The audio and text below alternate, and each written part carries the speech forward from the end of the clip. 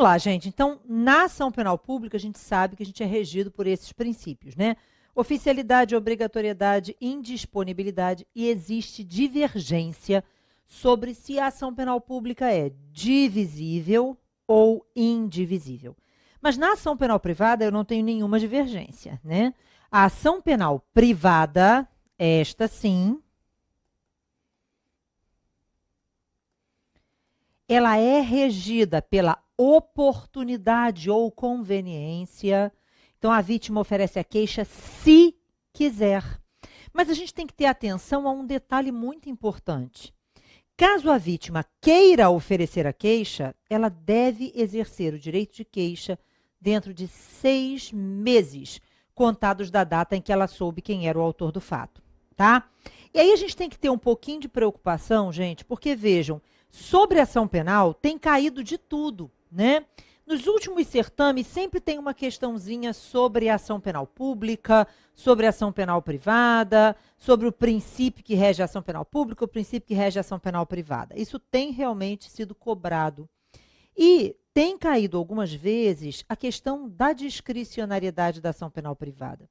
Então eu sei que a ação penal privada é oportuna ou conveniente. A vítima oferece a queixa se ela quiser. Mas quando ela decide pelo oferecimento da queixa, ela tem que oferecer a queixa contra todos os possíveis infratores. Então, a ação penal privada é oportuna ou conveniente e é também indivisível. Então, vamos marcar aqui esses 3 princípios. Então, eu tenho oportunidade ou conveniência, disponibilidade e indivisibilidade. Beleza. Então, reparem. Oportunidade ou conveniência. A vítima oferece a queixa se ela quiser. Ana, mas se ela não quiser oferecer a queixa? Aí são 2 as alternativas. Ela pode, desde logo, renunciar ao direito de queixa. E a renúncia pode ser expressa ou tácita, né? E o que é renúncia expressa? O que é renúncia tácita? Renúncia expressa, a vítima comparece na delegacia ou na própria vara criminal, não importa, e vai lá e diz, ó, renuncio ao direito de queixa. Tranquilo. E o que é renúncia tácita? É a prática de atos que demonstram que a vítima não quer o processo. Tipo, continua namorando o infrator. Entendeu? Então, numa situação como essa, lógico, se ela continua namorando o infrator, que praticou contra ela um crime de ação penal privada, é lógico que ela não tem qualquer interesse na ação penal e, por isso, ela renunciou tacitamente ao direito de queixa. No entanto, gente, a renúncia, veja, ela já foi cobrada. Mas se tem um instituto que ainda não foi cobrado de forma adequada na nossa prova, é o Instituto da Decadência. Então, reparem, a vítima oferece a queixa se ela quiser. Ela tem 2 formas de utilizar o seu não querer, digamos assim. Imagine que ela não queira oferecer a queixa. Ela pode renunciar ao direito de queixa de forma expressa ou tácita, ou ela pode pura e simplesmente deixar fluir o prazo de 6 meses contados da data em que ela soube quem era o autor do fato. Então, seja no caso dos crimes de ação penal privada, seja no caso dos crimes de ação penal pública condicionada, o que nós temos é um prazo decadencial de 6 meses, contados da data em que a vítima soube quem era o autor do fato. É o artigo 38 do CPP. Então, não é da data do crime, é da data em que ela conheceu da autoria, ok? Então, atenção a esse detalhe, certo? E quando é ação penal privada subsidiária da pública, são 6 meses do final do prazo do MP. Então, contados da inércia do Ministério Público. Tranquilo? Então, prazo decadencial é algo que está precisando ser cobrado, vai que é nessa prova, né? E aí vamos lembrar do seguinte, no caso da ação penal privada, a vítima tem 6 meses para oferecer a queixa em juízo.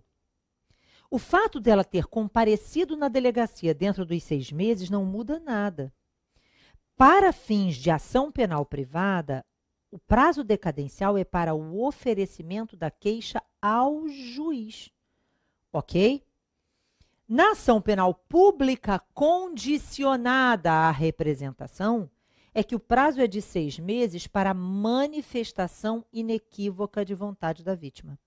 E como a representação para os crimes de ação pública condicionada não possui rigor formal, se a vítima comparece na delegacia e presta um depoimento, aquilo já é a representação e lá na frente o MP poderá oferecer a denúncia. Ok? Entendido? Mas para a ação penal privada, não basta ir à delegacia. A vítima tem que oferecer queixa ao juiz dentro de 6 meses contados da data em que ela soube quem era o infrator. Tranquilo? Bom, então a ação penal privada é oportuna ou conveniente. A vítima oferece a queixa se quiser. E ela pode, uma vez oferecendo a queixa, desistir a qualquer momento da ação penal. E ela pode fazer isso através do perdão, que é bilateral, depende de oferta e aceite, ou da perempção. Mas sempre lembrando que a ação penal privada é indivisível. A queixa contra um obriga o processo de todos, ou vai ter processo contra todo mundo, ou não vai ter processo contra ninguém. Então, a queixa contra um obriga o processo de todos, a renúncia em favor de um, a todos aproveita.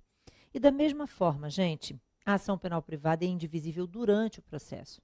Se a vítima abandona a causa, dando margem à perempção, abandona para todo mundo. Agora, o perdão é bilateral, depende de oferta e aceite. Então, se a vítima querelante oferece o perdão a um dos querelados, existindo outros querelados, a oferta do perdão se estende a todos. Mas o perdão só produz efeito em relação a quem o aceitar. Ok? Tranquilo? Então, com isso, a gente mata essa discussão da ação penal privada. Só que um tema que vem sido assim, reiteradamente cobrado a respeito de ação penal, gente, diz respeito à Lei Maria da Penha. Então, toda hora cai questão sobre violência doméstica e familiar contra a mulher. E aí vejam, a Lei 11.340 de 2006, ela tem alguns dispositivos que foram questionados através de ação direta de inconstitucionalidade e também confirmados, buscou-se a confirmação através de ação declaratória de constitucionalidade. Quais são esses artigos? E a gente precisa lembrar desses artigos, eles são importantes, né? É o artigo 1º, o artigo 12, inciso 1º, o artigo 16, o artigo 33 e o artigo 41. Então, vamos prestar atenção nisso. Primeiro, a Lei Maria da Penha, ela protege a mulher, ainda que numa relação homoafetiva. Mas ela não protege o homem. Então, vamos imaginar que você tenha 2 homens numa relação homoafetiva. A Lei Maria da Penha protege a mulher, ok? Então, é o gênero feminino, certo? O gênero jurídico. E aí, vejam, o que a gente precisa entender daqui? Que não importa se a vítima ela é cônjuge ou companheira do indivíduo, ou se ela apenas mantém com esse indivíduo uma relação estável, ainda que não haja coabitação. Então, vejam, pode acontecer da Lei Maria da Penha ser utilizada em proteção a 2 irmãs, por exemplo, em que uma delas é agredida pela outra, certo? Aí é uma hipótese de violência familiar. Então, é violência doméstica e familiar contra a mulher. E isso independe da figura da coabitação. Então, imaginem que você tenha um casal de namorados, certo? E esse casal de namorados não vive junto. Eles não são casados, eles não vivem em união estável, eles moram cada um na sua casa, mas eles mantêm uma relação, veja, doméstica e familiar, de afetividade, em caráter permanente, ou seja, já existe um vínculo entre eles, eles não são ficantes de vez em quando, eles realmente são pessoas que namoram, têm uma relação, etc. e tal. Então, neste caso, a mulher estará protegida pela Lei Maria da Penha, ok? Então, essa é a primeira grande preocupação e mito dentro da Lei 9.099. Da mesma forma, ex-companheiro, companheira, entendeu? Noivo, ex-namorado, enfim, ex-marido, ex-mulher, Então, a mulher estará protegida ainda que a relação já tenha terminado. Mas se aquelas agressões, se aqueles crimes forem praticados em razão dessa relação doméstica e familiar. Ok? Tranquilo? Então, essa é a primeira coisa. Segunda coisa que nos preocupa é o seguinte: muita gente acha que toda infração praticada contra a mulher no âmbito da violência doméstica e familiar seria infração de ação penal pública incondicionada. Isso não é verdade. Reparem, a Lei Maria da Penha, ela não traz crimes. Ela não tem nenhum tipo penal dentro dela. O tipo penal você vai buscar na legislação penal.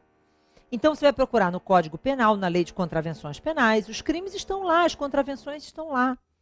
Então, você não tem que procurar crime dentro da Lei Maria da Penha. Segundo, a natureza da ação penal dos crimes praticados, ainda que praticados contra a mulher no âmbito da violência doméstica e familiar, vejam, gente, depende do que a lei penal tiver dito. Então, eu vou te dar um exemplo. Imaginem que a mulher tenha sido vítima de um crime de dano no âmbito doméstico familiar. Gente, dano é um crime de ação penal privada e continua sendo quando praticado contra a mulher no âmbito da violência doméstica familiar.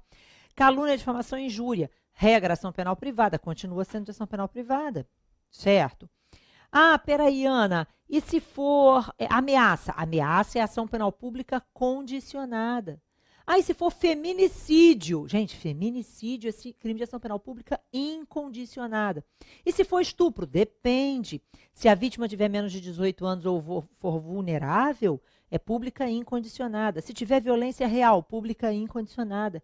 Se tiver lesão grave ou morte, pública incondicionada. Ah, mas e se for estupro mediante ameaça? Aí é pública condicionada.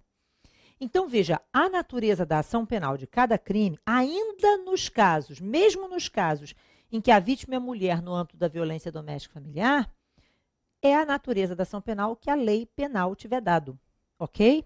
O único crime que teve a natureza da ação penal alterada pela Lei Maria da Penha foi lesão corporal leve e lesão corporal culposa. Por quê? Porque o artigo 41 da Lei Maria da Penha diz que eu não posso aplicar aos casos de violência doméstica e familiar contra a mulher as medidas previstas na Lei 9.099. Então, eu não posso aplicar nada da Lei 9.099 de 95 quando o crime for praticado contra a mulher no âmbito da violência doméstica e familiar. Então, o que vai acontecer com isso? Como a exigência da representação para lesão corporal leve e lesão corporal culposa é algo que está dentro da Lei 9.099, se eu não posso aplicar a Lei 9.099 quando a violência for praticada contra a mulher no âmbito da violência doméstica e familiar, veja, então o crime volta a ser de ação penal pública incondicionada. Então, preste atenção nisso aqui. Qual é a natureza da ação penal no crime de lesão corporal leve, ok? Depende. Se essa lesão corporal leve for praticada contra homem, eu não tenho dúvida, o crime é de ação penal pública condicionada. Por quê? Por conta do artigo 88 da Lei 9.099 de 95. Tudo bem? Mas, Ana, e se a lesão corporal leve tiver sido praticada contra mulher? Bom, aí depende. Se for fora do âmbito doméstico e familiar, o crime continua sendo de ação penal pública condicionada, porque eu aplico o artigo 88 da Lei 9.099 de 95. Tudo bem? Mas, se o crime de lesão corporal leve tiver sido praticado contra a mulher no âmbito doméstico e familiar, então o crime de ação penal pública incondicionada por conta do artigo 41 da Lei Maria da Penha, que não permite que eu aplique o que está na Lei 9.099. Ah, entendi. Então, por exemplo, se for ameaça, é crime de ação penal pública condicionada. Sim. E aí a vítima pode se retratar da representação? Se for crime de ação penal pública condicionada, sim. E aí lembre-se, gente, quando você estiver diante de um crime de ação penal pública condicionada à representação, o artigo 25 do Código de Processo Penal estabelece que a vítima pode se retratar da representação até o oferecimento da denúncia. Então, a regra geral é essa. Quando ocorre um crime de ação penal pública condicionada à representação, a vítima pode mudar de ideia e retirar a representação, que é a retratação da representação, desde que faça isso antes do oferecimento da denúncia.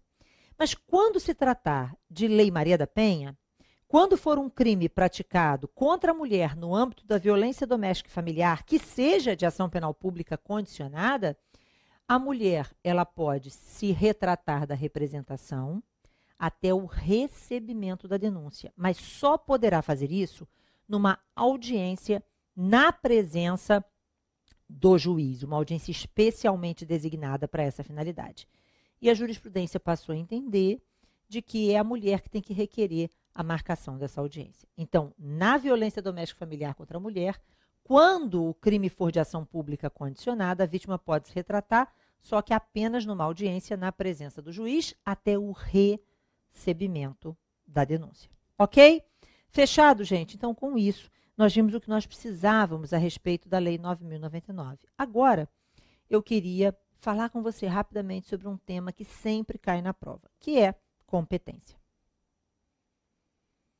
Olha, se tem um tema totalmente cobrado no processo penal, é competência. São dois temas muito cobrados, competência e recurso, tá?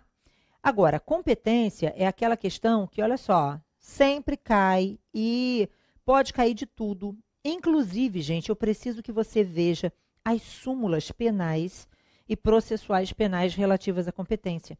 No seu material, você tem lá separado as súmulas penais e processuais penais por assunto. Então, eu queria que você olhasse as súmulas relativas à competência, principalmente. Tudo bem? Mas vejam só, a primeira coisa sobre competência que a gente precisa lembrar que cai, e cai muito, é prerrogativa de função.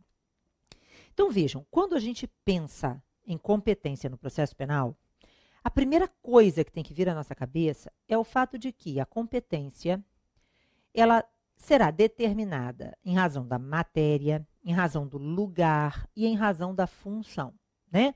Que são, respectivamente, as competências ratione materie, ratione loci e ratione persone. Então, vejam só, gente, a primeira coisa que eu preciso que você se lembre é que a competência ratione materie, que é a competência em razão da matéria, ela é uma hipótese de competência absoluta, portanto, improrrogável, ok? Agora, a competência ratione loci, que é em razão do lugar, ela se trata de competência relativa. E, inclusive, existe uma súmula que interessa muito, que ainda não caiu, que diz o seguinte, que a competência territorial por prevenção é relativa. Tudo bem? Então, vamos guardar essa súmula. A competência territorial por prevenção é relativa. Gente, competência territorial é relativa, tá? E, finalmente, a competência ratione persone, que inclui a competência por prerrogativa de função. Esta é absoluta. Tudo bem? Agora, vamos lá, gente. Quem tem prerrogativa de função? Os cargos que têm a prerrogativa estabelecida na Constituição Federal. E quais são os artigos da Constituição Federal que estabelecem as prerrogativas de função? Bom, você vai encontrar as prerrogativas de função no artigo 29, inciso 10, que é a prerrogativa do prefeito. No artigo 96, inciso 3º, você vai encontrar as prerrogativas dos juízes estaduais e dos membros do Ministério Público Estadual. No artigo 102, inciso 1º, a prerrogativa daqueles cargos que possuem prerrogativa para o STF, certo? No artigo 105, inciso 1º, você vai encontrar quem tem prerrogativa para o STJ. E, finalmente, no artigo 108, as prerrogativas para o TRF. Tudo bem? Certo? Então, estes são os artigos em que você encontra prerrogativa de função. O problema é que na hora da prova tu não tem como decorar, né? Não dá para decorar aí quem tem prerrogativa para onde, mas dá para ter uma lógica. E aí eu quero que você preste muita atenção como é que é essa lógica. Porque a espinha dorsal da prerrogativa é o Poder Judiciário. Pelo menos por enquanto vai continuar assim, né? Até que isso mude. Tem muita gente querendo mudar, mas por enquanto ainda é assim e na nossa prova é assim. Então vejam, como é que eu sei quem tem prerrogativa para onde? É fácil, eu vou pegar o Poder Judiciário como parâmetro para comparar. Então eu costumo dizer assim, a espinha dorsal da prerrogativa é o Judiciário. Então vamos analisar. Um juiz não pode ser julgado pelo colega dele. Então, um juiz, se praticar um crime, porque a prerrogativa de função é para a prática de crimes, é para o processo e julgamento do crime praticado por alguém que possua um determinado cargo para o qual a Constituição preveja a prerrogativa. Então, basicamente é o seguinte, o juiz não pode ser julgado pelo juiz, porque ele não pode ser julgado pelo seu colega do lado.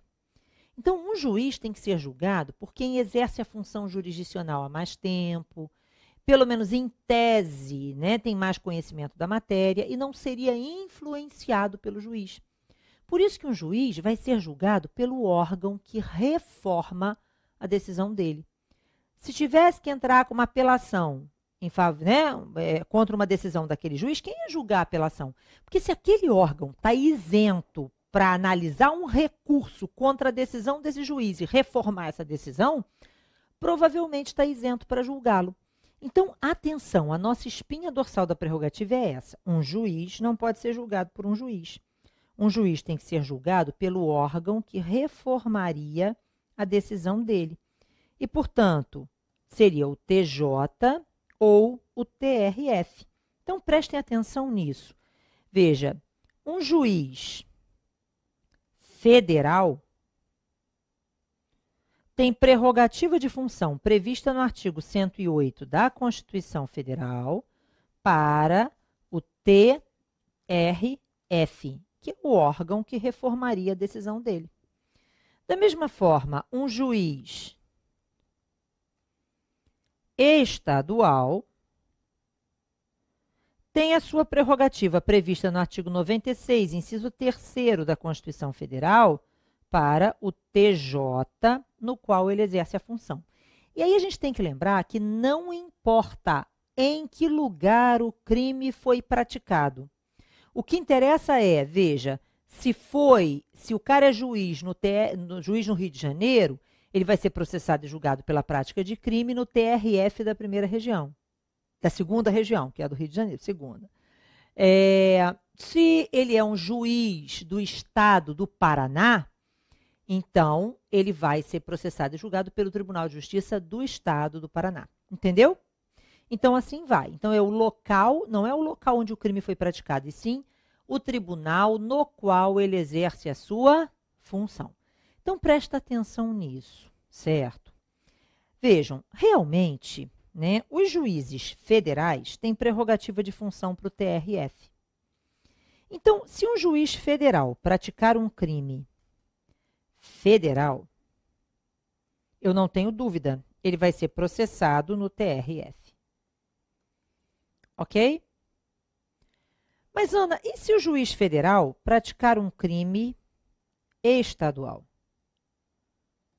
Gente, reparem que a Justiça Federal, ela já julga crimes federais eventualmente. Quando os crimes federais são conexos a crimes estaduais, a Justiça Federal acaba julgando o crime estadual. Então, o entendimento é de que o juiz federal pratique crime federal ou crime estadual, nos dois casos ele é julgado no TRF da sua região.